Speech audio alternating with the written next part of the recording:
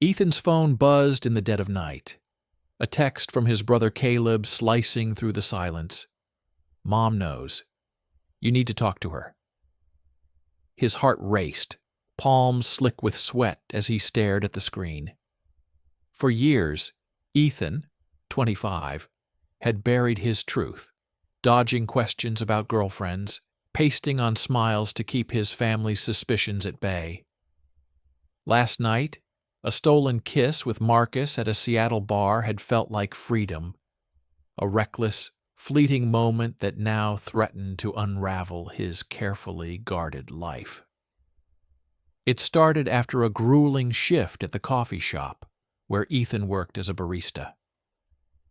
The day had been long, filled with impatient customers and the hum of espresso machines. He'd planned to head home, crash on the couch, and lose himself in a playlist.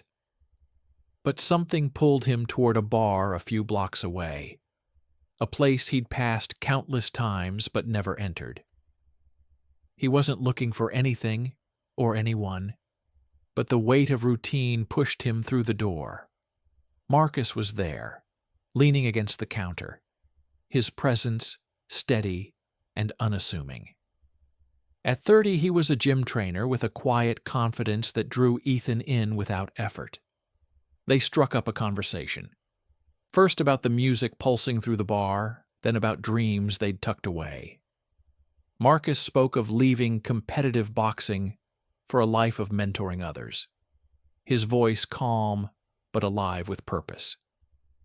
Ethan, usually guarded, found himself talking about his own restless search for something real, something that didn't feel like a lie. The hours slipped by, and the bar emptied out.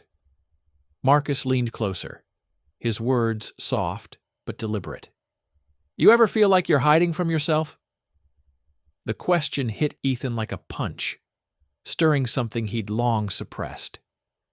He didn't answer, but his silence spoke volumes.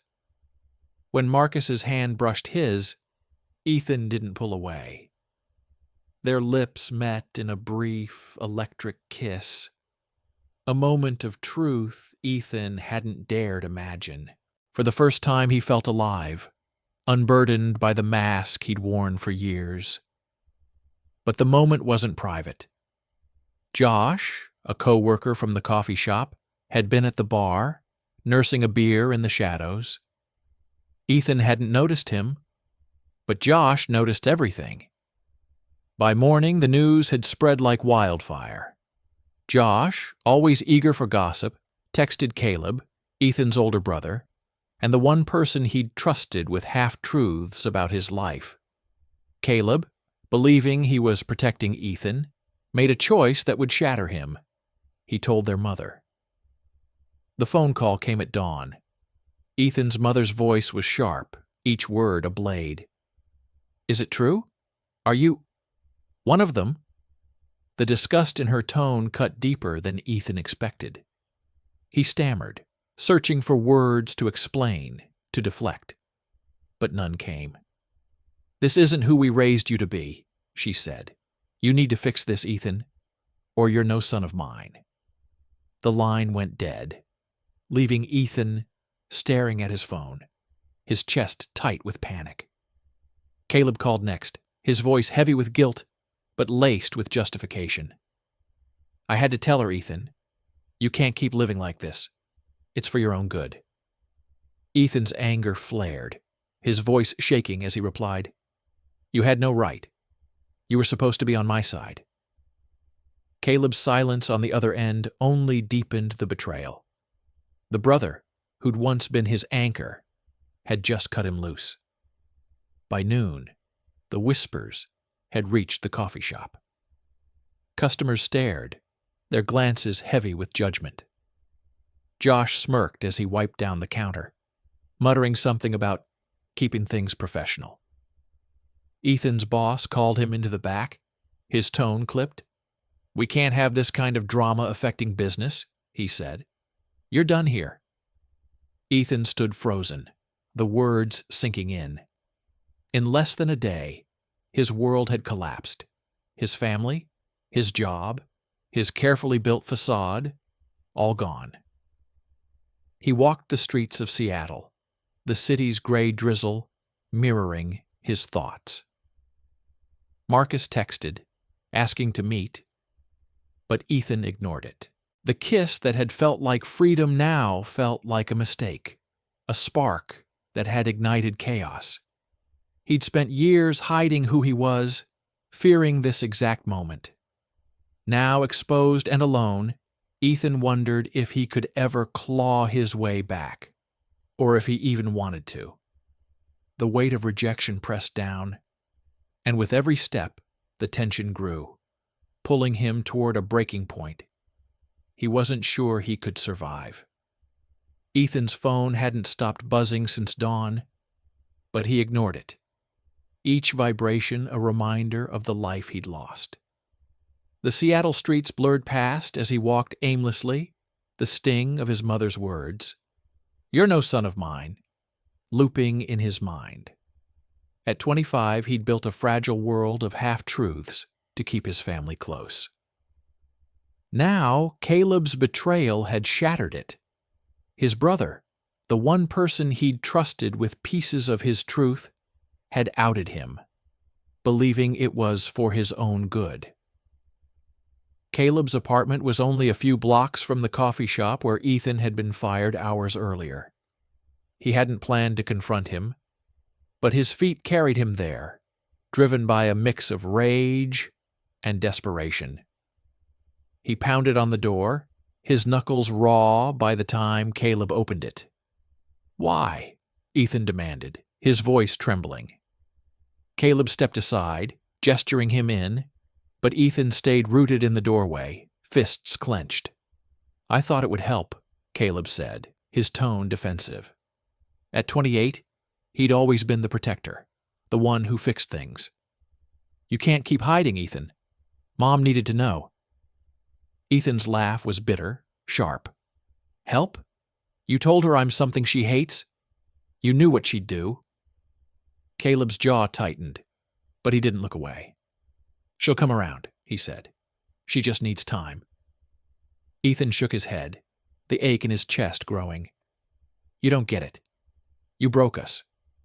The argument escalated, words flying like shards of glass.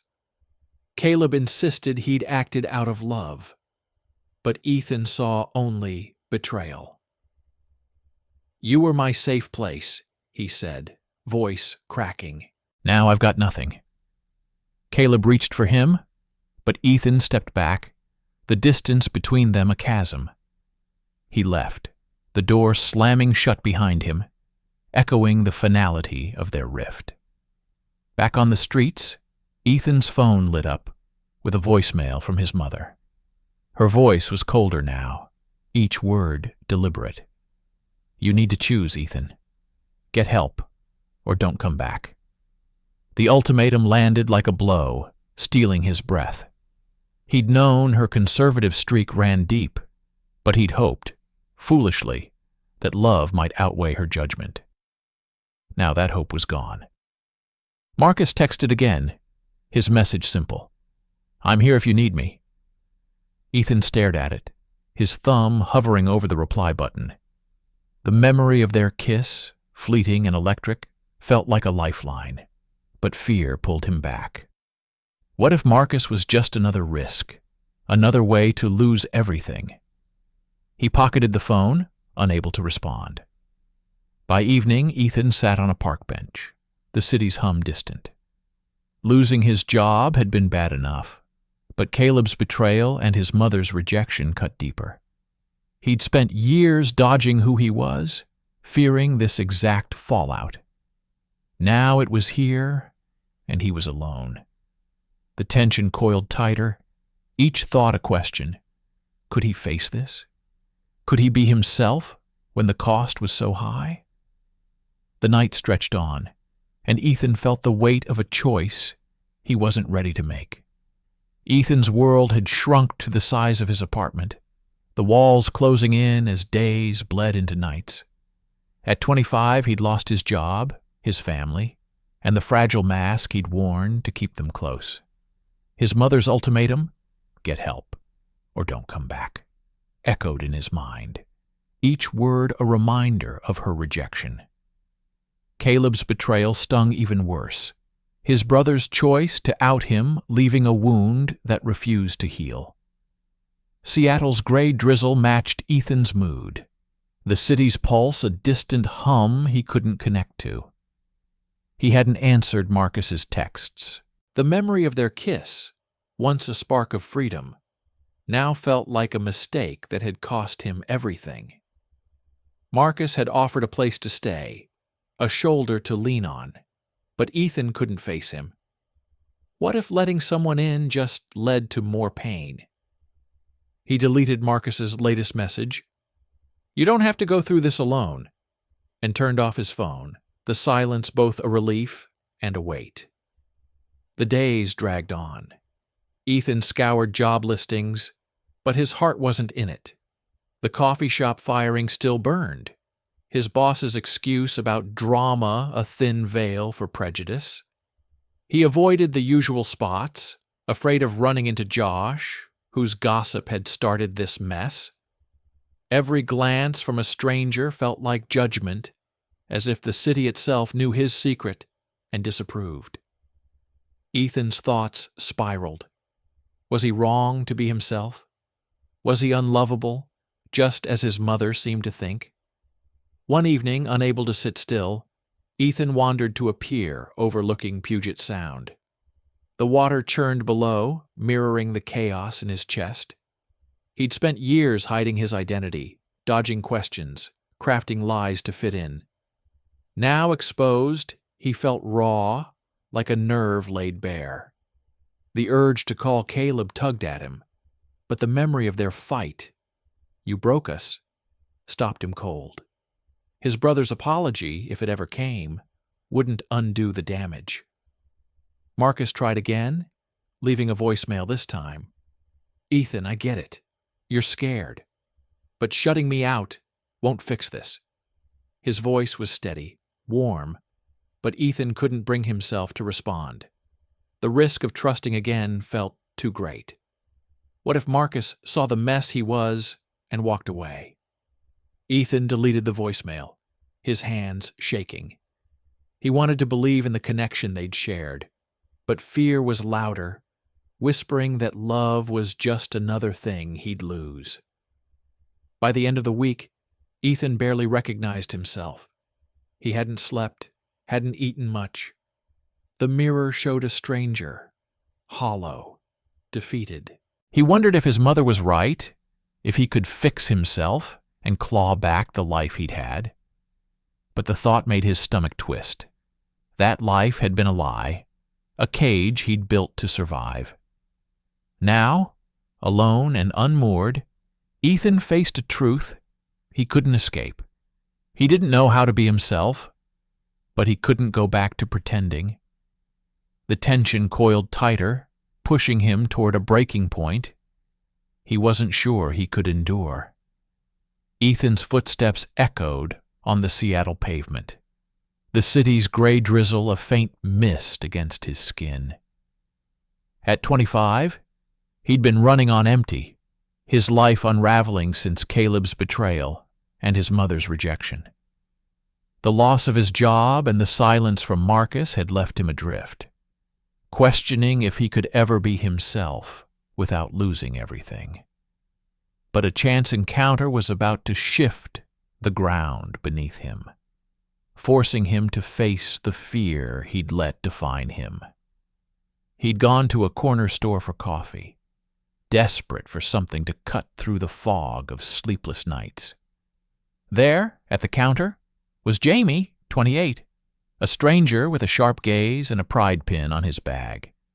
Ethan noticed it, his heart skipping, half recognition, half fear. Jamie caught him staring and grinned. "First time seeing one of these in the wild?" he asked, tapping the pin. Ethan froze, then nodded, unsure why he didn't look away. They got to talking. Jamie, a local activist, spoke with a fire that felt contagious. He'd been disowned by his family years ago for being gay, yet he stood tall, unapologetic. It hurts, Jamie said, but you find people who see you for you. That's what keeps you going. His words hit Ethan hard, stirring a spark he thought he'd lost. Jamie mentioned a support group nearby, scribbling the address on a napkin. Come if you're ready. No pressure. Ethan went, though every step felt like a gamble. The group met in a community center, a small circle of strangers who shared stories of rejection, resilience, and hope. A man spoke of losing his partner to family pressure. A woman recounted finding acceptance after years of hiding. Ethan listened, his chest tight with recognition. For the first time, he wasn't alone in his struggle. When it was his turn, he hesitated, then spoke. My family turned their backs. I lost my job. I don't know if I'm strong enough for this. The room was quiet, but their nods, their presence, felt like a lifeline. The group's warmth cracked something open in Ethan. He'd spent years dodging his truth, fearing the cost of being seen. But here, among people who'd faced the same pain, he felt a flicker of courage. Jamie lingered after, offering a number. You're not alone, Ethan. Call me if you need to talk. Ethan clutched the napkin, a small anchor against the storm inside him. That night, he texted Marcus. Can we meet? The reply was instant. Name the place. They met at a park, the air crisp with autumn. Ethan's voice shook as he spoke. I pushed you away because I was scared. I didn't think I deserved this. Us. Marcus listened, his presence steady. You don't have to have it all figured out, he said. Just don't shut me out. Ethan nodded, a weight lifting as he took Marcus's hand, their fingers interlocking in quiet defiance. The next day, Ethan returned to the support group, his resolve growing. He wasn't just surviving anymore. He was choosing to fight. The fear of rejection still lingered, but Jamie's words echoed. You find people who see you. Ethan was done hiding. He'd face whatever came next, not alone, but with a strength he was only beginning to understand. Ethan stood at the edge of Seattle's Pride event, the crowd a vibrant pulse of laughter and music. At 25, he'd spent weeks wrestling with the wreckage of his old life, his mother's rejection, Caleb's betrayal, the job he'd lost to prejudice. But the support group and Marcus's steady presence had kindled a fire in him, a resolve to live openly. Now, as flags waved and voices rose, Ethan felt the weight of his fear begin to lift, replaced by a fragile but growing sense of belonging. He'd agreed to meet Marcus here, their first public outing since reconnecting. Ethan's stomach churned as he scanned the crowd, half expecting judgment in every glance. But Marcus appeared, his hand finding Ethan's with a quiet confidence. You ready for this? He asked, his voice warm. Ethan nodded, gripping Marcus's hand tighter, a small act of defiance against the doubts still whispering in his mind. The event was alive with energy, people dancing, sharing stories, celebrating unapologetically. Ethan spotted Jamie, the activist who'd pulled him out of his spiral, leading a group chant nearby. Jamie waved him over, introducing him to others from the support group. Their smiles, their ease, made Ethan feel seen in a way he hadn't thought possible. For the first time, he wasn't hiding, and the realization hit him like a rush of air after holding his breath too long. But the past wasn't done with him. Ethan had one more hurdle to face: his family. He'd texted Caleb asking to meet, driven by a need to close that chapter. They met at a quiet cafe the next day, the air thick with tension. Caleb's eyes were heavy with regret. I messed up, Ethan, he said, voice low. I thought I was helping, but I hurt you. I'm sorry. Ethan studied him, the ache of betrayal still sharp, but softened by time. I needed you to trust me, Ethan said, not decide for me. Caleb nodded, tears brimming. I want to make this right. Ethan exhaled, offering a small nod. It wasn't full forgiveness, but it was a start. Their mother was next. Ethan drove to her house, Marcus waiting in the car for support. She stood in the doorway, her posture rigid. I can't accept this, she said, her voice cold but wavering. It's not what I believe. Ethan's chest tightened, but he stood tall. I'm your son, not your project. I'm done pretending. She didn't respond, her silence louder than words. Ethan turned away, the rejection stinging but no longer breaking him. He had a life to build, and it didn't depend on her approval. Back at the Pride event, Ethan rejoined Marcus and the others. The music swelled, and he let himself laugh, dance, exist, without apology. Jamie pulled him into a group photo, the crowd cheering as they raised their flags. Ethan's heart swelled, not with the absence of pain, but with the strength to carry it. He'd lost his family's acceptance, but he'd gained something greater. A community that saw him, a love that held him, and a truth he'd never hide again. If this story touched you, don't forget to subscribe and turn on the bell. More stories are coming that will move you, inspire you, and challenge the way you see your own journey. Every story matters, and each one brings us closer to who we are meant to become.